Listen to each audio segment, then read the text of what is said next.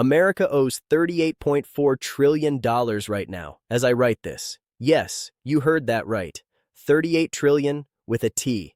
And here's the really crazy thing about this number. It's not a worst-case scenario that economists are throwing around for the future. This is the real number that the federal government has on its balance sheet right now, in early 2026. Okay, I understand. When you hear numbers that big, they don't really mean anything anymore, do they? Your brain just kind of shuts down when you try to picture how far away another galaxy is. But please stay with me, because what's going on behind the scenes with this debt is going to have an impact on your wallet, your savings, and your whole financial future in ways that most people don't even know about yet. While everyone has been busy with the latest social media drama and watching their favorite shows, something huge has been happening in the world of high finance. The biggest players in global finance, trillion-dollar institutions, central banks, and sovereign wealth funds are quietly moving their money around in ways we haven't seen since World War II ended, and they're doing it without any fanfare or press conferences. They just make planned, systematic moves that are easy to see in the data if you know where to look. This is where things start to get really interesting. This isn't the first time this has happened. In fact, this exact sequence has happened 3 times in the last 500 years of recorded financial history. Different empires, currencies, and centuries, but the same pattern, the same warning signs, and the same end result. And people, we're seeing it happen again in real time. The question isn't if it will affect you. The question is whether you'll know what's coming before it happens, or if you'll be standing there afterward wondering how you missed all the warning signs. Let's get into this, because the next 25 minutes could completely change how you feel about your financial security. The IMF's most recent report says that the world's total debt has just passed $251 trillion. That's about 235% of the world's total economic output, which is the highest ratio we've seen in peacetime in all of recorded history. And what about the piece of the pie that America gets? Well, by the end of the year, our national debt had gone up from about $36 trillion in January 2025 to more than $38 trillion. In less than a year, we added more than $2 trillion to our debt. But this is what the mainstream media isn't really talking about. This has happened before in the same way. 3 times in modern history, not once, not twice. And every single time, yes, every single time, the country that held the world's reserve currency status fell apart within about 3 years of smart institutional money leaving. This isn't the same kind of situation. We're talking about the same patterns, with the same stages and timelines that lead to the same results. I need to explain how this pattern works, because once you see it, you can't unsee it. Every major economy goes through 4 stages as it goes from being strong to weak. The first stage is what I call the golden age. A country becomes the most important place in the world for finance. Money comes from all over the world. Their money becomes the standard currency for doing business around the world. Everyone wants a piece of the pie. Banks grow like crazy, the economy booms, and new ideas take off. The future looks bright. Confidence is at an all-time high. This phase usually lasts between 50 and 80 years. The next step is the overreach phase. Success makes you cocky, right? The government starts to spend a lot more than it makes. Borrowed money is paying for military growth, foreign interventions, and huge domestic programs. The amount of debt grows faster than the economy itself. But no one is worried because prices of assets keep going up. The price of real estate goes up a lot. Stock markets keep setting new records. On paper, everyone is rich. To keep the party going, central banks just keep making money. This stage usually lasts between 20 and 40 years. The quiet exit is the most important part of stage 3. People who really know how to read balance sheets and financial statements start to see what's coming at this point. Not the average person, not the politicians, just the big players who move billions at a time. They start to quietly move money out of the country. No big news stories or announcements, just a planned and systematic move to safer places. Foreign investors lower their risk. Rich families invest in many different countries. At first, the exodus is slow, but it picks up speed. This phase lasts between 18 and 36 months. Stage 4, the unraveling, comes next. The currency is no longer a reserve currency. Foreign central banks sell off their assets. Inflation goes through the roof. Interest rates go up a lot. All types of assets lose value at the same time. Banks go under, pensions disappear, and the middle class is crushed. Then there is political chaos, and everyone asks the same thing. How did we not see this coming? The answer is always the same. The pattern was right in front of everyone the whole time. Let me show you that this pattern is real by going over 3 examples from history, 3 superpowers in the world, 3 reserve currencies, and the same cycle with the same ending. The first thing that comes to mind is Spain in the 1500s. For sure, the most powerful empire on earth. Spanish ships came back from the Americas with more gold and silver than anyone had ever seen. The Spanish real was the world's reserve currency. You needed reals to trade with other countries. The world's known financial center was Madrid. Step 1 is done. King Philip II ruled over half of Europe. Spanish armies were thought to be unbeatable. The navy was in charge of the seas. Colonies on 3 continents sent a lot of money to us. And what did they do with all that money? They used it for everything. Fighting with the Dutch, the Ottomans, the French, and the English. A huge military presence that covers many continents. A bureaucracy that cost a lot of money. Royal palaces that cost a lot of money. By 1550, the Spanish government was spending 3 times as much as it brought in taxes. 3 times what they got. What makes them different? They borrowed money from Italian banks, German merchants, and anyone else who would lend it. But gold kept coming in from the New World, so no one was worried. Everyone felt rich. It looked like the empire could never be beaten. Stage 2, confirmed. Then things changed, without much noise. At 1555, the biggest Spanish banking families began to move their assets to Genoa. The Fugger family, Spain's biggest creditors, started asking for payment in real gold instead of just promises. In 1556, rich merchants moved their businesses to Amsterdam, not all at once, slowly, opening new offices, moving stock, and changing trade routes. Why? They could read the financial statements, which made it clear that Spain was practically broke. Some loans to the Spanish government had interest rates of 40%. 40%. That's not a sign of strength, it's a sign of weakness. Stage 3, written down. 1557. Spain didn't pay its debts. First time. The credit markets stopped working. Overnight, Spanish bonds lost all their value. The government took private gold shipments to pay soldiers. The king, on the other hand, promised that it was only a temporary problem. Everything would be okay. 1560, they didn't pay again. Again, 1575. Again, 1596. Again, 1597. 4 defaults in 40 years. The money fell apart. The middle class was wiped out by inflation. The power of Spain disappeared. Spain was not the same as it had been in 1600.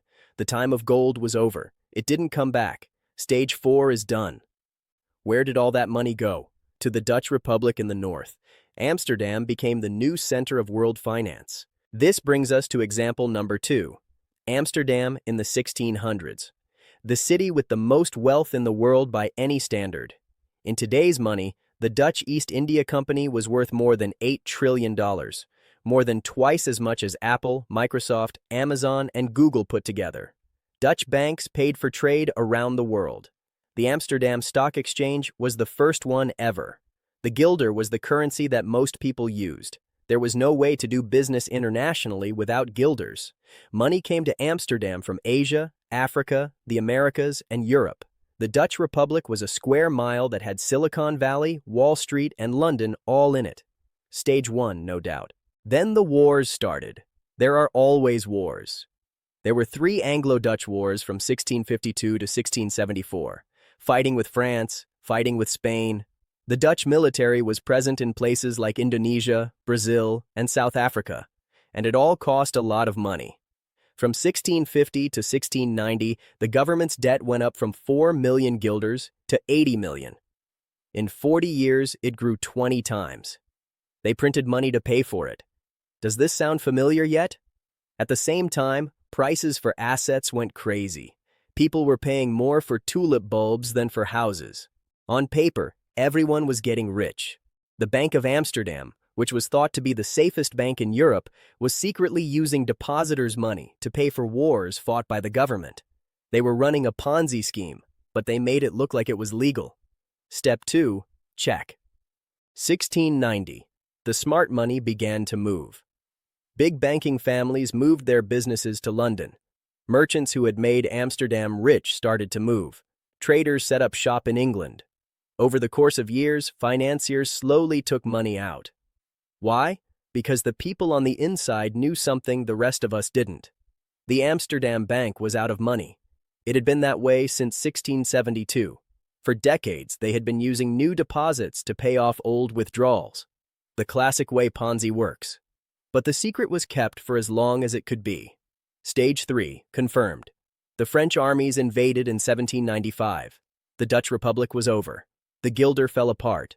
The Bank of Amsterdam scam was found out. People who put money in lost it all. There are riots in the streets, a lot of political trouble. Just like that, the Dutch Golden Age came to an end. Gone in a few months, 150 years of power. Stage 4 is done. Where did that money go? London. Then it was Britain's turn. Example 3 is the most recent, so it is the most helpful for understanding our current situation. The British Empire lasted from the 1800s to the 1900s. You know the line? The sun never sets on the British flag. At its height, Britain ruled over a quarter of the world's land and 23% of its people. For more than 200 years, the pound sterling was the world's reserve currency. This is longer than any other currency in modern history. London was the center of the world's money. Need money for anything, anywhere? You went to London. British banks paid for railroads in the US, mines in Africa, plantations in Asia, and infrastructure on every continent. More than 60% of international trade was done in pounds. It seemed like British power would never end. Stage 1 for sure. 2 world wars happened in the 20th century. In today's money, World War I cost Britain more than $600 billion. They borrowed money from the United States, their own people, and anyone else who would lend it to them. The government's debt went from 30% of GDP to 130%. Keep that number in mind, 130%. That's about where the US is right now. They wanted to stay on the gold standard. Failed in 1931. Tried again for a short time. It failed again in 1933. The system was falling apart. Things got worse during World War II. More debt, more printing, and more promises they couldn't keep. Britain technically won the war, but it was financially ruined and had to rely on American loans to stay alive. Step 2. Check. The quiet exodus started in 1949. Big British companies began to move their businesses to the United States. Unilever, Shell, and British Petroleum are not closing down in Britain. They are just moving their money and building elsewhere. Rich British families moved their money to Switzerland, the US, Canada, or anywhere else that wasn't too heavily taxed, too heavily regulated, or in decline. The brain drain sped up. Scientists, engineers, business people, and academics are all leaving for jobs in the US. By 1960, foreign investment in Britain was down 62% from before the war. The cash was going away. The talent was going away. The future was going away. Step 3, check. In 1967, the pound lost 14.3% of its value overnight. You wake up one day and your money is worth 14% less. The government had no other choice. They didn't have any more foreign currency reserves to protect the exchange rate. In 1976, Britain asked the International Monetary Fund for help. A rescue. The empire on which the sun never set, once a global superpower, had to beg for emergency loans like a developing country. The pound is no longer a reserve currency. Dollars became the currency of international trade. Britain's 100 years of being the world's financial leader are over. Stage 4, confirmed. 3 empires, 3 reserve currencies, and 500 years. Same 4-step process, same result. The Dutch Republic, Britain, and Spain all went through the same steps from power to collapse. Now, let me show you why America is in the middle of Stage 3 right now. In 1944, Bretton Woods made the US dollar the world's reserve currency. Gold backs the dollar at a rate of $35 per ounce. Dollars support other currencies. The system is alive. The United States wins World War II. The ruins of Europe and Asia. A lot of money comes into America. The US markets become the biggest and most liquid in the world. Everyone wants things that are American. The Golden Age has begun. This goes on from 1945 to 1971. 26 years of total control. Stage 1 is done. Richard Nixon ends gold convertibility on August 15, 1971. The dollar is now a pure fiat currency. There is no gold or commodity backing, just faith in the U.S. government. And what happens if you take away all the limits? Spending goes through the roof. In 1980, the U.S. national debt was $900 billion. It looks like a lot. Keep an eye on what happens next. 19,300 billion, 2,560 trillion, 2008 to 10 trillion, 22,027 trillion, 25 to 36 trillion dollars in January, 25 to 38.4 trillion in December. That's a 4,200% rise over 45 years. But that's just the debt of the government. The amount of money that companies owe reached $13.5 trillion, $18 trillion in debt for households, $1.77 trillion in student loans, $1.1 trillion in credit cards, $1.6 trillion in auto loans, hundreds of billions of dollars in medical debt. The U.S. has more than $100 trillion in debt. That's 370% of the GDP. To put things in perspective, Spain defaulted when its debt was 200% of its GDP. The Dutch Republic fell apart at 250%.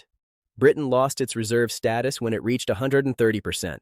America is at 370% and going up. How are we going to pay the interest? The government now spends more than $1 trillion a year just on interest. More than we spend on defense, more than Medicare, and more than most government agencies put together. Interest alone costs $1 trillion. Not paying off debt. Just interest. And how do we pay for that? We make money. The amount of money in circulation grew from 15.5 trillion in February 2020 to 21 trillion by April 2022. That's a 40% rise in just 26 months. By far the biggest increase in money supply in American history. What does that make? Inflation, bubbles in the value of assets, and wealth inequality. All the usual signs of stage 2. The stock market is at an all-time high, but workers' real wages are not rising. Since 2019, the price of homes has gone up by 73%. Everything is too high, overvalued all at once for every type of asset. The Federal Reserve's balance sheet grew from $800 billion in 2008 to $9 trillion in 2022. They bought everything to keep asset prices high.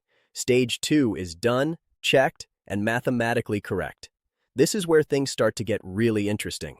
Stage 3 is the exodus. In 2013, China owned more than $1 trillion U.S. treasuries. What day is it? According to the most recent data from the Treasury, it is $760 billion. In the last 10 years, they've sold more than $300 billion. Japan, the country with the most foreign assets, has been selling off some of its holdings, which were once worth more than $1.2 trillion. Saudi Arabia is selling. Belgium cut back on its holdings. Switzerland is selling. France is lowering its exposure. The Federal Reserve is even shrinking its balance sheet by not reinvesting in bonds that are about to mature, which takes money out of the system. So who is buying U.S. debt right now? Mostly the U.S. government. The Federal Reserve and pension funds run by the government. It's a way to get money in a circle, making money to pay off your own debt. That's not strength. That's desperation showing through the official numbers. And it's not just the government. Next Generation Finance has been keeping an eye on how big banks are changing their portfolios.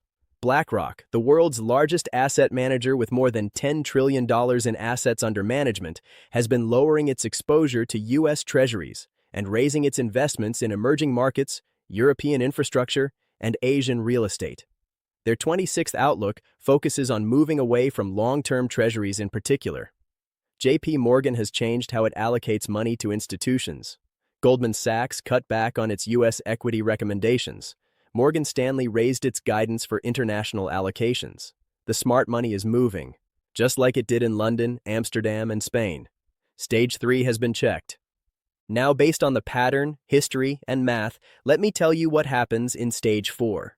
The dollar is slowly losing its status as a reserve currency, not in one night and not with just one announcement.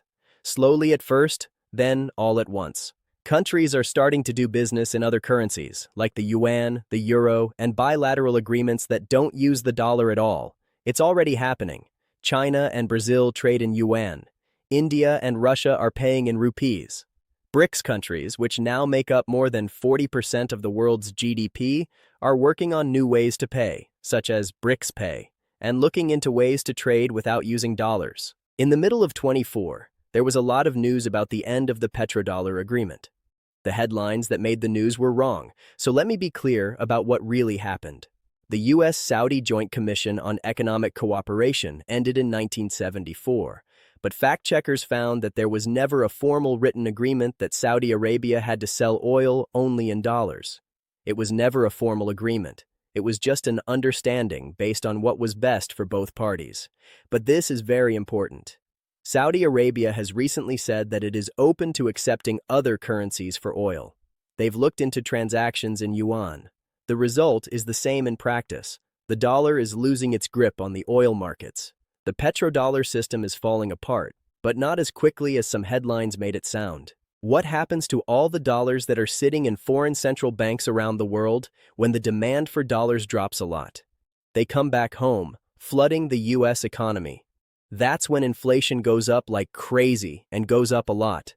The Fed will have to make a choice that is impossible: raise interest rates a lot to stop inflation, which makes the $38 trillion debt impossible to pay off and the economy goes down, or keep printing money, which causes hyperinflation and destroys the currency.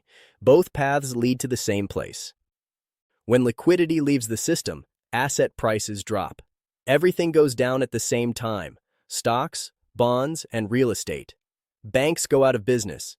Pension funds run out of money. Companies that sell insurance go out of business. The cascade starts. The middle class, who have most of their money in dollars and dollar-denominated assets, loses everything. Money goes away. Retirement accounts go away. The value of your home goes away. This isn't just guesswork or fear-mongering. This is just like the pattern that has happened before. I know what some of you are thinking right now, but the United States is different. We have the best universities, the most advanced technology, the most innovative companies, and the strongest military in history. It won't be the same this time. Let me tell you something that history shows again and again. In the 1500s, Spain had the strongest army, didn't stop the economy from falling apart. In the 1600s, the Dutch had the best financial technology. Stock markets, central banks, and options trading are all things they came up with. Did not stop the fall. Britain had the biggest empire ever. The Industrial Revolution, a navy that spans the globe, and trade networks that are second to none. There was never a time when the British flag wasn't flying. Did not stop the collapse. Military strength doesn't stop economic math. Technology doesn't stop the value of money from going down. Innovation can't fix crazy spending. And empires tell themselves stories of exceptionalism before they fall. But what about the Federal Reserve? Can't they just keep printing money? The system will never fall apart. In Weimar Germany, they printed an endless amount of money. Hyperinflation wiped out the middle class. Savings lost all value. A wheelbarrow full of money couldn't buy bread. They printed money in Zimbabwe, and $100 trillion bills turned into worthless pieces of paper. They made prints in Venezuela. The rate of inflation reached 1,000,000%. They printed money in Argentina, which had multiple currency resets and decades of economic problems despite having a lot of natural resources. Making money doesn't make you rich. It moves money from people who save to people who owe money, from people who work to people who own assets, and from the middle class to the wealthy until trust breaks. Then it speeds up the fall. Every empire believes it is unique. Every currency that is a reserve thinks it will last forever. They are always wrong. The pattern doesn't care about stories or political promises. It doesn't need your okay. It doesn't wait for everyone to agree. It just happens, like clockwork, math, or gravity. And right now, all the signs point to stage 3. So, what does this mean for you in real life starting today? First, if most of your money is in assets that are worth dollars, you're at risk. Not might be, you are. Diversification is no longer an option. It's about staying alive. Think about assets that have always been worth something when currency loses value. For 5,000 years, gold has kept its value in all cultures. silver, goods, and real assets that central banks can't print into existence because they want to keep the illusion of stability. Second, spreading out over different areas. If big institutions are moving money around the world, you might want to do the same. Not all of your money, but a good amount of it. Look into stable foreign currencies like the Swiss franc, the Singapore dollar, and the Norwegian krone. Instead of putting all of your political risk in one system, spread it out over several jurisdictions. Third, know the time frame. Stage 3 doesn't go on forever. In the past, it took between 18 and 36 months from start to finish. We are probably 12 to 18 months into this phase right now, based on when foreign treasury selling picked up. That means you have some time, but not a lot. Months. Use it wisely to move things around. Fourth, make more money available. Have cash on hand. Yes, it loses value because of inflation, but having cash on hand gives you choices in a crisis. The ability to buy assets that have lost value and act quickly when chances arise. Illiquid assets keep you stuck when you need to be able to move the most, right when real opportunities come up. Fifth, pay off your debts. Having a lot of debt when rates are going up is like killing yourself financially. If you're in debt, get out of it now. Every time interest rates go up, it costs more to pay off your debt, and rates are going to keep going up because people are losing faith in assets that are priced in dollars. Sixth, put money into your skills and relationships. Human capital is the only thing that has survived every collapse in history. Skills that are useful, knowledge that helps you solve problems, and relationships that are based on real trust. Central banks can't inflate these away, and desperate governments can't take them. Seventh, keep yourself up to date. People who make it through these changes are the ones who see them coming early, understand the pattern that is forming in front of them, and don't wait for the news to confirm what is already clear from the data. There was a reason why America's debt reached 38 trillion. There is a reason why foreign central banks are selling. There is a reason why big companies are diversifying. They see the same pattern that you just learned about. The same pattern that brought down Spain, the Dutch Republic, and Britain. We're at stage 3, the phase of capital flight, the quiet exodus. The smart money is changing its position. If you know what to look for, the warning signs are all around. The 4th stage is coming. The math is unavoidable. The only thing you need to know is if you'll be in the right place when it comes, or if you'll be like millions of people throughout history who didn't see it coming when all the signs were right in front of them. This is where the information is. There is a clear pattern, the data can be checked, you have the option. If this analysis made you think about something you hadn't thought about before, hit the subscribe button and the notification bell. In the next video, we'll go into more detail about which specific assets have historically done the best during Stage 4 collapses. I'm talking about which investments kept their value during hyperinflation, which ones made it grow, and which ones completely destroyed it. Please leave a comment below and let me know if you're already moving or if this seems like an overreaction. I really want to know what you think, because we're making a community of people who know what's really going on, not just what we're told to believe. This is not financial advice. Before making any investment decisions, you should always do your own research and talk to qualified professionals.